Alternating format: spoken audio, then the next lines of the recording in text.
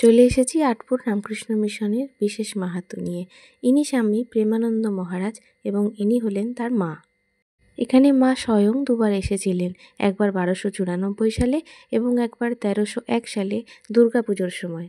মা এলে এই ঘরটিতে বসবাস করতেন এবং স্বামীজি এই ঘরটিতে, তাই এখনও একইভাবে সযত্নে এটি সংরক্ষিত করা আছে। এবার শুরু করা যাক সেই আকর্ষণীয় গল্পটি। প্রেমানন্দ মহারাজের মা একবার বড়দিন উপলক্ষে নিমন্ত্রণ পাঠিয়েছিলেন।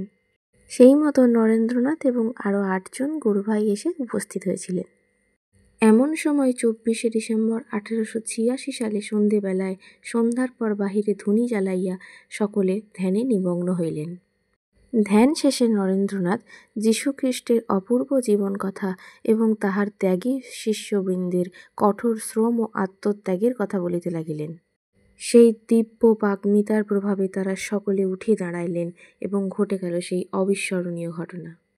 সেই মুহূর্তে তারা অগ্নিকে সাক্ষী করিয়া সংকল্প করিয়াছিলেন যে তাহারা সংসার ত্যাগ করিবেন, এবং এই ঘটনাটিই হল এই স্থানটির বিশেষ মাহাত্ম্য।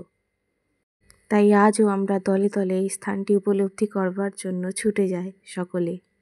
আজও যেন অনুভব করতে পারি সেই বিশেষ মুহূর্তটিকে।